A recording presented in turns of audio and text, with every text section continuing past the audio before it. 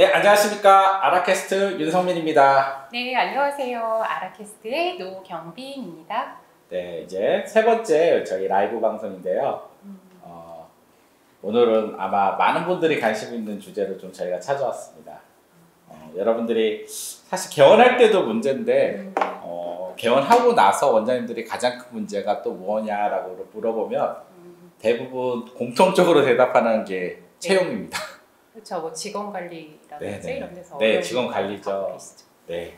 그래서 오늘 우리 채용 전문가인 노경빈 이사님 모셔서 채용을 어떻게 하면 좋을지에 대해서 또 채용이 이제 요즘에 어떻게 잘 이루어지는지 어떤 현황으로 개원할 때도 이루어지는지 좀 물어보는 시간을 가져보려고 하고요.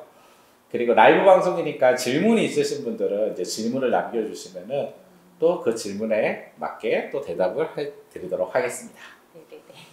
네, 일단 사전에 이제 저희한테 질문하신 질문들이 있어서요. 먼저 제가 좀 질문을 하고 시작해 볼까 합니다.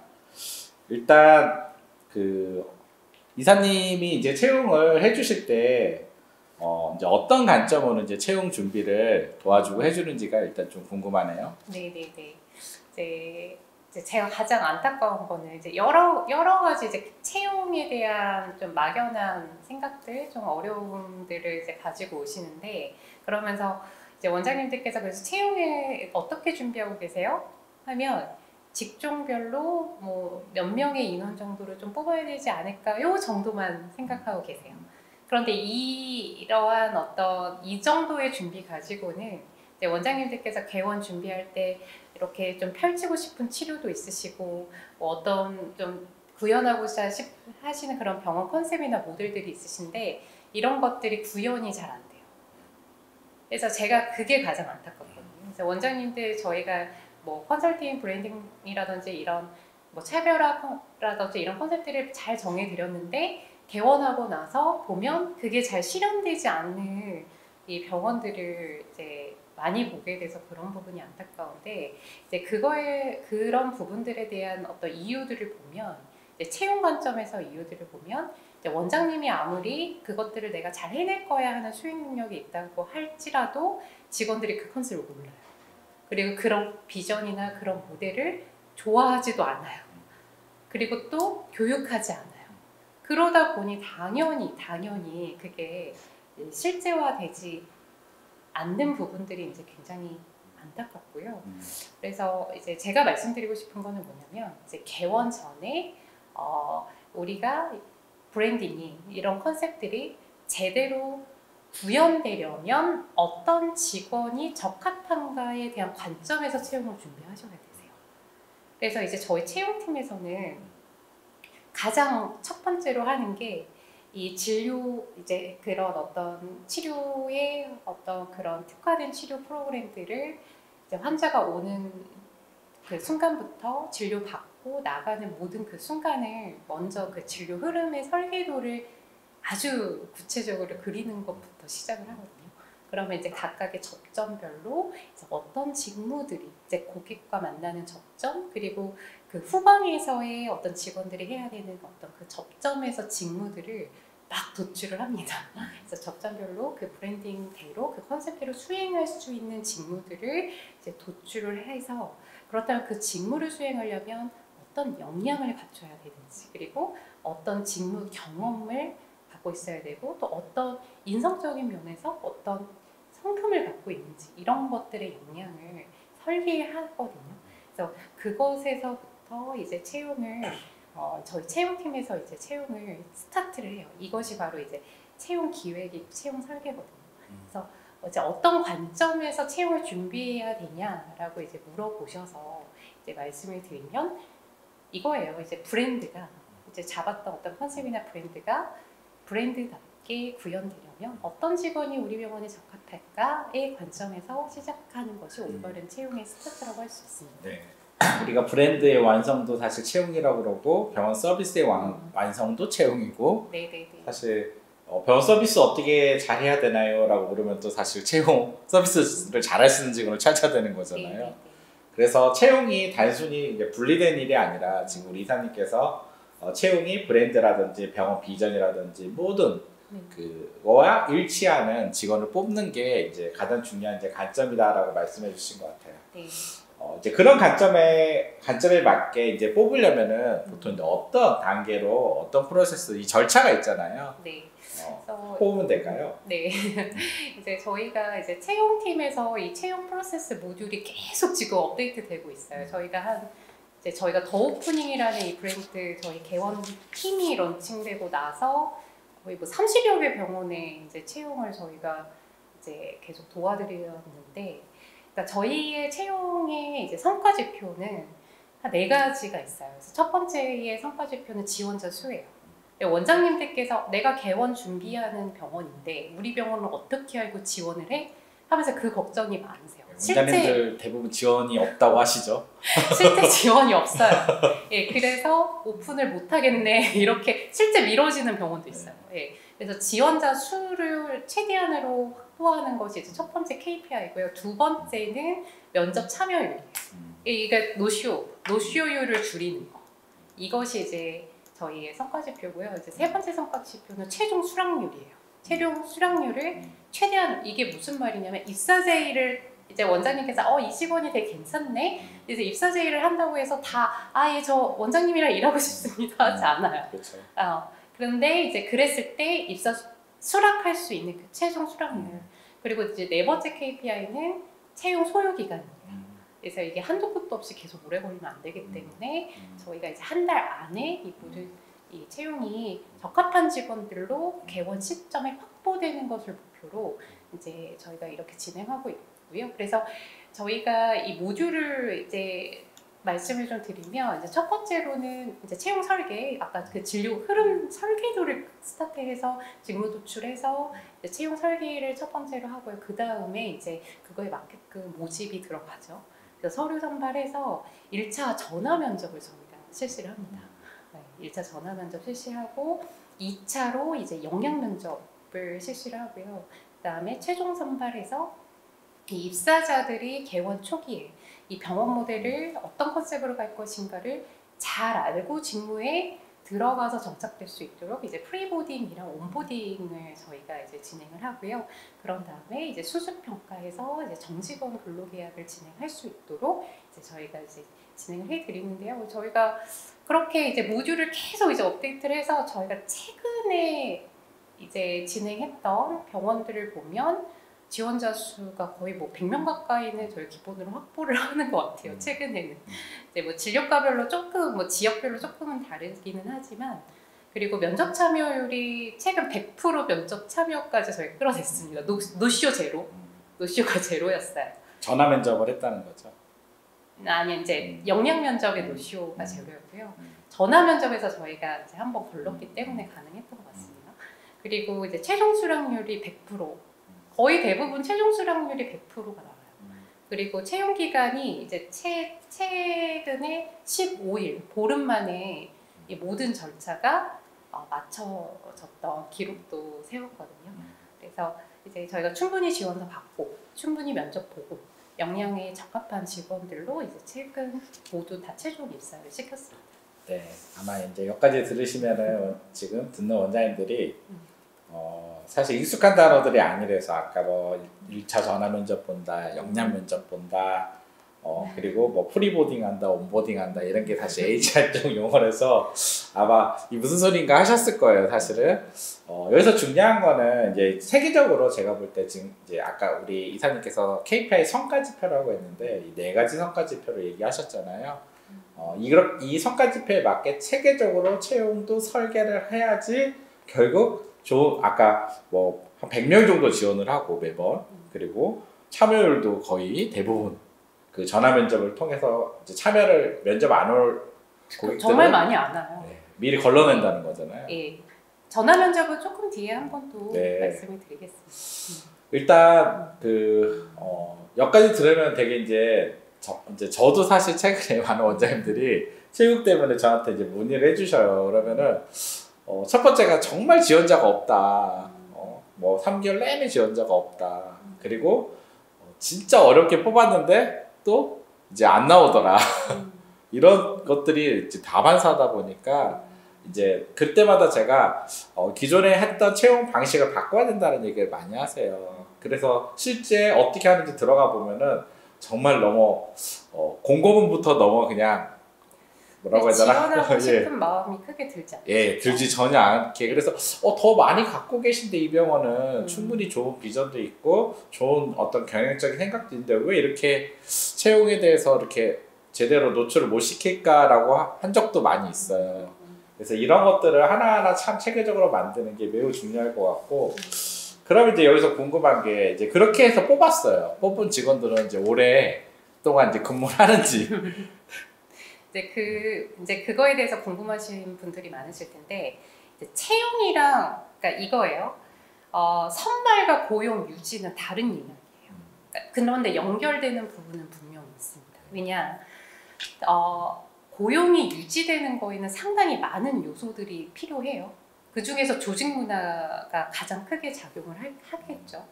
그리고 리더십의 어떤 그런 작용, 이런 부분들이 이제 상당히 크고요. 그런데 선발을 잘해야 좋은 조직 문화가 만들어져요. 그래서 연결이 되는 부분은 있지만 이 고용 유지를 전부를 설명할 수는 없죠. 이 채용이라는 거. 그래서 채용을 잘했다고 하더라도 직원은 그만둘 수 있습니다. 그러면 뭘 준비를 해야 되냐? 개원 초기에는 그럼 어떨까요? 개원 초기에는 더 직원 변동이 많아요. 조직이 아직 다 세팅이 안 됐기 때문에, 그리고 우리 팀원들이 각각 개별적으로 봤을 때는 너무나 뛰어난 직원들인데 모아놓으면 그들의 팀워크가 어떻게 발휘가 될지도 알 수가 없어요. 그래서 이제 직원 변동이 많기 때문에 그러면 뭘 준비를 해야 되냐? 저는 항상 원장님들한테 말씀드리는 건 뭐냐면, 시스템이 없는 것을 두려워하셔야 되지 직원이 그만두는 거 두려워하지 말아라. 시스템이 없는 게 더 두려운 거다라는 말씀을 드려요. 그래서 이 올바른 채용, 그러니까 직원이 그만두는 거에 대해서 너무 막 깜짝깜짝 놀라시고 막 마음이 막 쿵하시고 이러시는데, 그거에 대한 걱정하시지 마시고요. 개원 전에 제가 조금 전에 말씀드렸던 우리 병원에 적합한 직원이 들어올 수 있는 이 모듈을 시스템을 하셔야 되세요. 그래서 장기적으로 올바른 채용을 문화로 만들어 가시는 걸 목적으로 해서, 만약에 우리가 개원 초기에 이제 직원이 변동되더라도 미리 개원 전에 시스템화 시켜놓던 그 모듈대로 다시 직원 채용하시면 되세요. 그래서 제가 팁으로 개원 초기에는 다 직원을 채용했다고 하더라도 채용 공고를 한 달 정도는 더 올려놓으시라고 하거든요. 지치지 않는 채용이십니다. 채용을 왜냐면 개원 때만 하실 거 아니잖아요. 네. 계속 하는 게 채용이기 때문에 올바른 채용을 문화로 만들어가는 것을 목표로 하셔야 돼요. 사실 최근에 MZ세대는 더 이제 퇴사율이 높잖아요. 이건 모든 기업의 문제, 모든 기업의 인사 담당자나 CEO들이 갖고 있는 이제 고민이에요. 네. 예, 보니까 최근에 제가 데이터로는 진짜 뭐 한 60% 정도 1년 안에 나간대요. 그래서 그쪽 회사들도 사실 얼마나 잘 뽑겠어요. 인사팀에서 채용 대기업들이 얼마나 열심히 뽑는데 이제 그 유지율이 기존 세대보다도 또 훨씬 더 이제 퇴사가 빠른 거죠. 근데 그거는 이제 세대적 특성도 있는 것 같아요. 그러면 여기서 중요한 게, 그럼 퇴사한다고 그러면 채용을 또 제대로 준비하지 않고 채용을 하느냐는 문제는 우리 이사님이 얘기한 것처럼 별개 문제인 것 같아요. 당연히 잘 준비해야지 그 다음에 이제 남는 직원들과 새로 들어온 직원들과 또 이렇게 잘 뭐 조직 문화, 아까 중요한 조직 문화를 만들어가고 우리만의 어떤 경쟁력을 만들어 가져갈 수 있는 것 같습니다. 네네네. 그럼 또 왜 이제 그 프로세스 중에서 좀 궁금한 게 몇 개 있는데, 이제 일단 전화 면접 같은 경우는 원장님들이 너무 익숙하지 않을 것 같아요. 예, 왜냐면 사실 제가 전화 면접을 보고 있다라고 들어본 적이 거의 없어서 네, 거의 들어보지 않아서 익숙하지 않을 것 같은데, 전화 면접을 왜 보는지 그리고 어떻게 볼 수 있는지 좀 궁금하네요. 그러니까 저희가 전화 면접을 모듈을 이제 작년 말부터 이제 했는데, 그 이유는 이제 저희가 이제 1차 서류 선발을 해서 바로 영양 면접에 들어갔거든요. 그랬더니 너무 이제 서류상으로는 우리 병원에 적합할 거라고 판단을 했는데 막상 만났더니 이제 너무 안 맞는 거죠. 그래서 너무 이 영양 면접에 소요되는 시간이 늘어나는 거예요. 그래서 저희가 전화 면접을 진행을 했고요. 그리고 전화 면접을 통해서 원장님이랑 지원자가 비대면으로 먼저 1차 라포를 형성하는 것을 함으로써 지원자의 진정한 동기를 좀 발견하게 하려고 하는 거. 그리고 이제 지원자로 하여금 지원자도 어떤 리더와 일하겠구나를 간접적으로 좀 먼저 경험해보게 하려고 이 전화 면접을 이제 1차 전화 면접을 이제 모듈에 추가하게 되었습니다. 그래서 우리가 전화 면접을 길게 보실 필요는 없어요. 저희가 이제 5분 보시라고 해서 전화 면접 질문지를 이제 다 만들어드리고 저희가 먼저 1차 전화 면접을 한번 봐서 녹취본을 드려요. 원장님이 갑자기 하려면 너무 어렵기 때문에.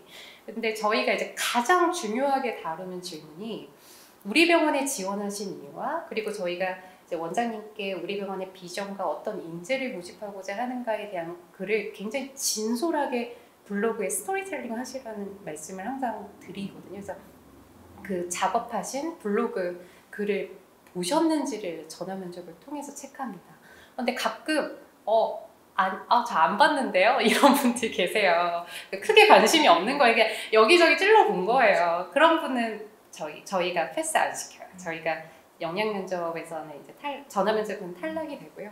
그러니까 이거의 목표는 정말 우리 병원에 입사하고자 하는 그 동기가 있는지를 이 전화 면접을 이제 통해서 이제 보려고 하는 게 목적이고요. 그러다 보니까 노쇼가 없더라고요. 저 영양 면접에 노쇼 없고 또 최종 입사율까지 굉장히 좀 높아졌고요. 또 볼만한 지원자들만 또 면접을 봤기 때문에 또 채용도 굉장히 빨리 마무리가 되는데 큰 역할을 합니다. 전화 면접.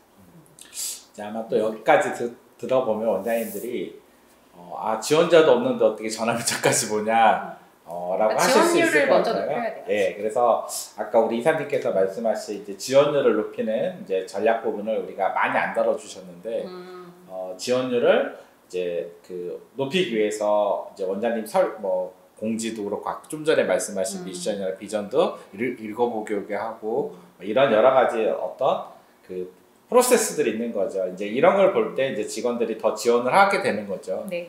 그러니까 이거예요. 원장님들이 환자를 모객할 때에 마케팅 하시는 것처럼 우리가 직원을 모집하실 때 이 지원율을 높이기 위해서 지원자들에게 어떤 병원으로 만들어질 것인가를 미리 알고 오게끔 하시는 거예요.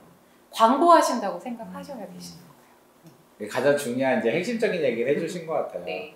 사실 직원들도 이제 원장님들이 누구나 이제 직장을 갖는 거는 쉬운 일은 아니에요. 그쵸? 인생에 되게 중요한 결정들이에요. 그렇기 때문에 내가 어디에서 일할지, 내가 일하는 곳이 도대체 어딘지를 사실 거의 90%는 알고 싶어 하죠, 사실. 네. 그래서 그 부분에 대해서 잘 지금 이사님이 말씀하신 것처럼 노출을 해주고 충분히 알고 지원할 수 있게 해줘야 되는데 그것조차가 거의 안 돼 있으니까. 최근에 이제 조사를 채용 사이트에서 조사한 결과 보면은 입사 과정 중에 입사하기 싫어졌다라고 응답한 지원자가 60% 정도가 나왔어요. 그러니까 근무 조건 불충분하고 이런 거예요. 내가 입사하게 돼서 내가 무슨 일을 하게 될지 전혀 모르겠다. 이제 어떤 좀 조직 분위기일지 전혀 감이 안 온다. 이런 응답자가 가장 많았거든요. 그러니까 또 여기서 또 이사님이 좋은 말씀 해주셨는데 우리가 채용 설계할 때 근무 복지라든지 적어도 어떤 기준에서 어떻게 할지를 좀 명확하게 공지도 하고 알고 있어야지. 사실 이제 그런 게 안 돼 있으면은 지금처럼 이제 채용 면접을 봤는데 60%가 면접 보는 중에 마음을 정하는 거예요. 나한테 입사 제의하면 나 안 간다고 해야지. 이제 이렇게 마음을 먹는 거예요. 그러면 상당히 이제 이제 서로 낭비인 거죠. 그럼요. 엄청난 낭비인 거죠. 네. 결국은 이제 여기까지 이제 저희가 봤을 때 이제 메디컬이 워낙 채용이 어렵다고 하니까 근데 모든 사람이 다 어렵다고 해요. 메디컬만 어려운 게 아니라 다 병원 기업 CEO들 만나면 다 어렵다고 합니다. 안 어려운 데는 없어요. 예. 어렵다고 하는데 이제 그 중에서 많이 어렵다고 하니까 이제 우리가 지원율을 이제 또 높이기 위해서 어떻게 할지 이제 우리 사람 얘기해 주셨고 그 다음에 이왕이면 이제 지원율이 높아지면은 좀 정확히 볼 사람만 보는 게 매우 중요하다. 동기부여가 있는. 시간도 아낄 수 있고. 그래야지 또 뽑았을 때 리스크도 줄어들잖아요.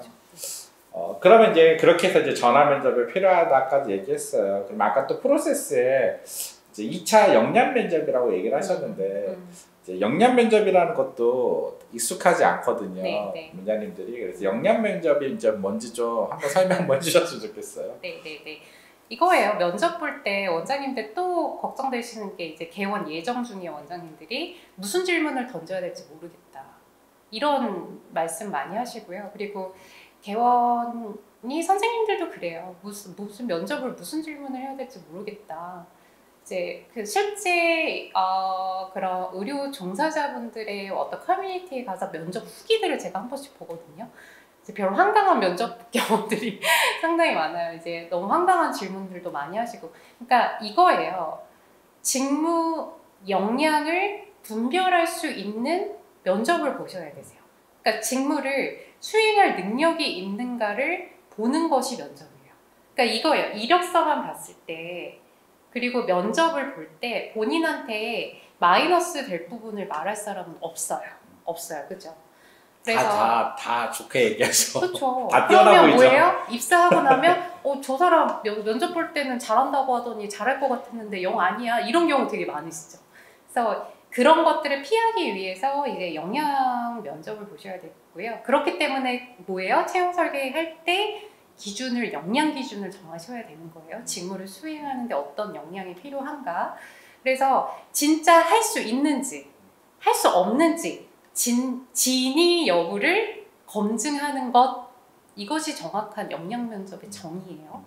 그래서 뭐 본인의 담당 직무에 관련된 지식, 뭐 특정 상황을 한번 던져보셔서 거기에서 어떻게 할 수 있는지에 대한 어떤 그런 업무의 프로토콜, 노하우, 그리고 뭐 갈등 상황에서의 대처 기술, 이런 것들을 정말인지 그렇지 않은지를 정말 저희가 그런 얘기도 해요. 약간 수사하듯이 해야 된다고.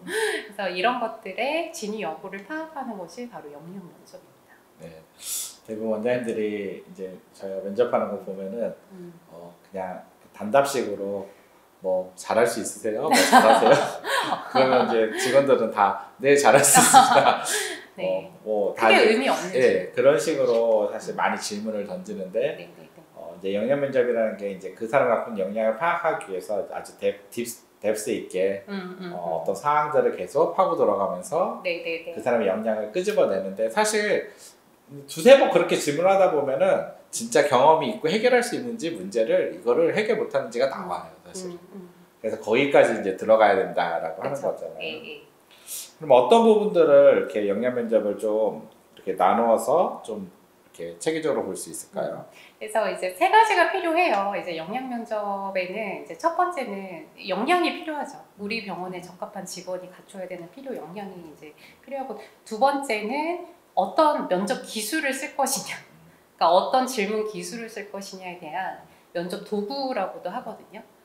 그래서 면접 도구가 필요하고, 마지막에는 면접관, 훈련된 면접관이 매우 정말 중요합니다. 그래서 원장님들께서 면접을 들어가시기 전에 면접관이 어떤 역할을 해야 되는지를 좀 알고 가시는 게 좋고, 정말 모르겠으면 뭐 저를 찾아오셔도 되시고요. 그래서 면접관이 굉장히 중요하거든요.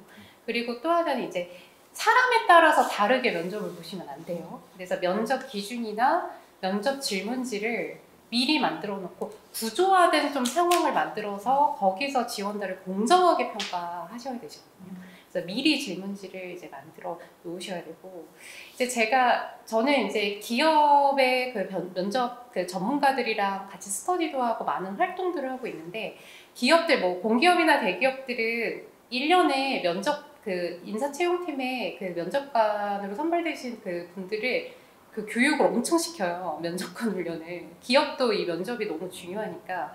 그런데 이제 사실 메디컬 필드에서는 그냥 들어가죠. 그냥 들어가니까 아까 대표님께서 얘기하신 대로 뭐 예아니오로 밖에는 대답할 수 없는 뭐 이런 무의미한 질문, 뭐 존경하는 분 한번 이야기해 보실래요? 뭐 감명 깊게 읽은 책 이야기해 보실래요? 이런 아주 의미도 없는 그런 질문을 하게 되는 거예요. 그래서 훈련된 면접관은 이제 면접에 대한 기술을 가지고 있는 사람이죠. 그래서 역량의 진위 여부를 파악할 수 있는 이제 질문이 필요한데, 제가 예를 들어서 한 가지를 오늘 라이브 방송에서 좀 말씀을 드리면, 이제 면접 중에서 BEI라는 이제 그 질문 기술이 있어요. 그래서 오늘 제가 뭐 HR 용어들이 많이 나오게 나오고 있는데 뭐 저에게 너무 익숙한 용어들이라 말씀드린 건데 만약에 좀 어려운 용어가 있으면 네이버에 검색하시면 충분히 스터디 됩니다. 다음에 한번 쪼개서 다시 좀 네. 뎁스 있게 다뤄주면 좋을 것 같아요. 그래서 BEI라는 행동사례 인터뷰가 대부분이 되셔야 되세요. 그러니까 이거예요. 과거 1, 2년 내에 특정 상황에서 지원자가 진짜 행동했던 경험을 끄집어내시는 거예요. 제가 한 가지 예를 들어보면 우리가 이제 데스크 직무를 수행하셔야 되시는 이제 직원분을 선발한다라고 제가 가정을 해볼게요. 그러면 뭐 고객 관리에 대한 직무 역량을 우리가 평가한다. 우리가 면접을 통해서 이 사람이 진짜 잘할 수 있냐 없냐를 본다라고 가정을 해보면 이제 대기 관리해야 되는 경우 되게 많잖아요. 뭐 우리가 예약제도 받는 경우에도 대기를 해야 되는 경우도 많이 일어나는데 이때 이제 원장님들께서 이 직원이 대기 관리를 잘할 수 있을까 이거에 대해서 이제 알고 싶으실 때 보통 이제 질문을 어떻게 하시냐면 대기 안내는 어떻게 잘 하세요? 뭐 이렇게 질문을 하세요. 거기다 대고 저 대기 안내는 잘 못합니다 라고 말할 사람은 뭐 한 명도 없기 때문에 그러면 이게 질문이 잘못됐다는 거예요. 그러면 이거를 행동사례 인터뷰로 제가 바꿔볼게요. 자, 이렇게 바꿔보는 거예요. 최근 1, 2년 내에 병원 근무를 하면서 예약을 하고 기다려야 하는 고객의 대기를 관리해 본 적이 있나요? 라고 물어보시는 거예요. 그럼 거의 대부분 이런 일들이 일어나기 때문에 있다고 할 거예요. 자, 그러면 그때 어떻게 대처했고 그것을 통해서 어떤 결과를 얻어내셨는지 한번 이야기해 보시겠어요? 이게 바로 BEI, 행동사례 인터뷰로 제가 바꿔본 거예요. 그래서 거의 대부분의 질문들은 이렇게 질문을 하셔야 되세요. 그러니까 뭐 대기 관리를 해본 적 있나요? 자, 이거는 예 아니오로 대답할 수 있는 질문이죠. 그러면 이거에 대한 후속 질문이 행동사례 인터뷰가 돼야 된다라는 거예요. 그래서 행동사례 질문이 매우 중요합니다. 그럼 자, 이때 구체적인 답변이 안 되는 사람이 있고, 자, 어떤 사람은 대기 안내까지 제가 친절하게는 해봤습니다 하면서 약간 구체적으로 이야기하는 사람이 있고, 자, 어떤 사람은 대기 안내를 미리 자기가 해서 컴플레인을 예방해 본 적이 있다라고 말하는 사람이 있고, 또 어떤 사람은 본인이 그렇게 해서 다른 직원들도 그렇게 할 수 있게끔 매뉴얼을 간단하게 만들어서 알려준 적이 있습니다 라고까지 이야기하시는 직원들이 있어요. 자, 그러면 이거를 레벨로 구분을 하는 거예요. 역량 레벨을. 그래서 어떤 사람은 이제 아예 레벨이 못 들어오면 아예 대답을 못하면 사실 완전 탈락인 거고, 그런데 친절하게 대기 안내를 했습니다는 뭐 레벨 1을 준다면 뭐 아예 미리 컴플레인을 예방해서 내가 그거를 매뉴얼까지 만들어서 뭐 교육까지 했습니다. 뭐 이러면 사실 레벨 4, 5까지 가는 거예요. 완전 하이 레벨의 역량을 갖춘 직원이죠. 그래서 이 역량 평가를 해서 그거를 이제 직급으로 연계를 할 수 있고, 뭐 관리자 직급까지도 역량 4, 5가 나오니 관리자로 선발해 볼 수 있겠다.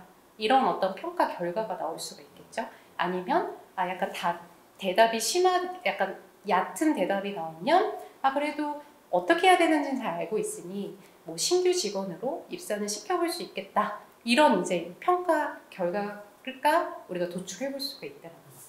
네. 이게 올바른 면접이에요.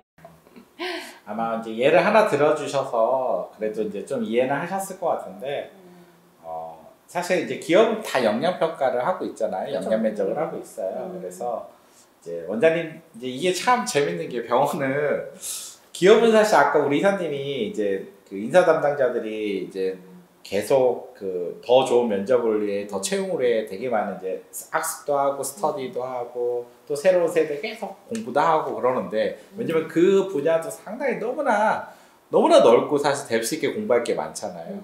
예, 저도 이제 HR 모임을 해봤기 때문에 되게 공부할 게 많은데, 문제는 이제 병원은 사실 기업보다 더 많은 인사 담당자 하는 사람들이 많아요. 왜냐면 직급별로 다 팀장들은 전부 인사 업무를 담당해야 돼요.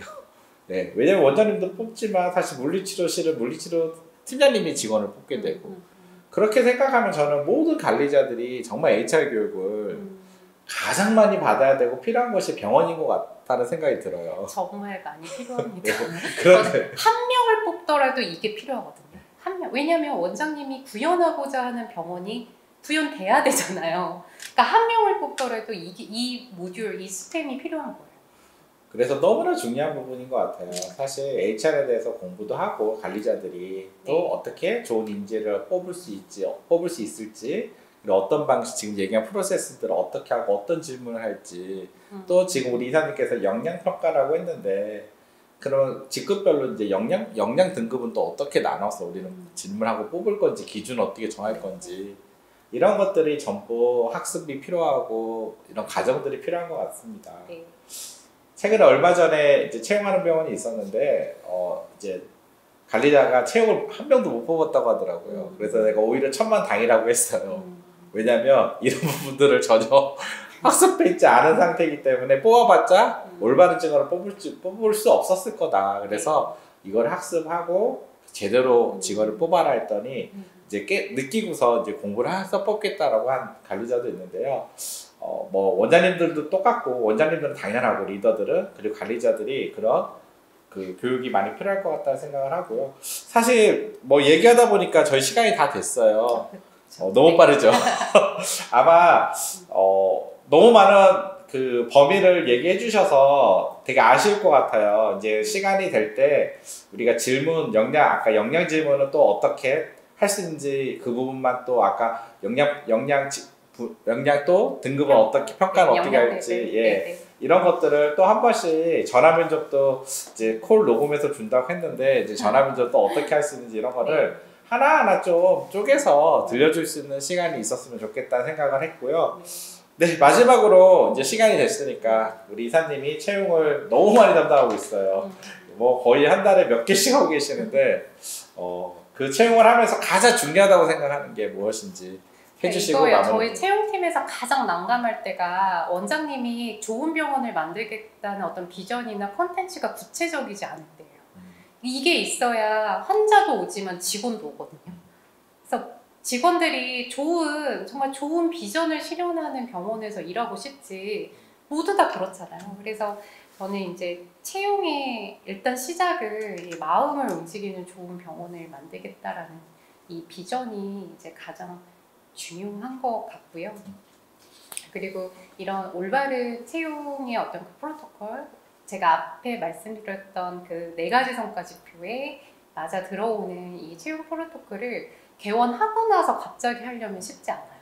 그래서 개원 전에 아예 그냥 힘바탕일 때 미리 그 채용도 시스템화하면 빨리 할 수 있고, 원장님도 여유롭게 그런 프로토콜을 하나 익힐 수 있거든요. 그래서 이런 올바른 채용 시스템, 뭐 우리 채용 개원 때만 할 거 아니니까 이 올바른 채용 시스템을 잘 이렇게 정착시키는 것을 개원 전부터 해 놓으시는 게 이제 매우 중요하고요. 그리고 저는 채용 프로토콜 중에 가장 중요한 걸 이제 면접이라고 항상 말씀드려요.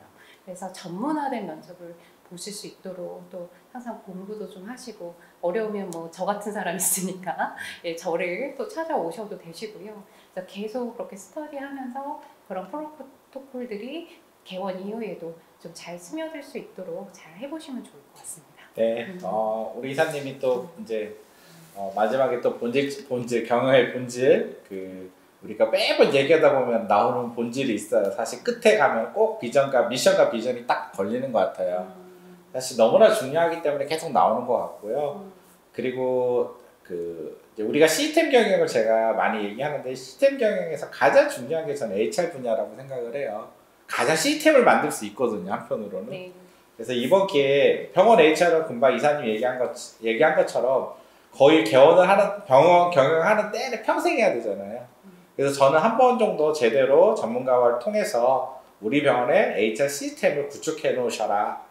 그리고 그 시스템을 통해서 보다 좀 더 효율적이고 좀 더 편안한, 그리고 우리 병원에 맞는 인재를 좀 채용하셔라 라고 말씀드리고 싶습니다. 네, 오늘 벌써 34분이 됐네요.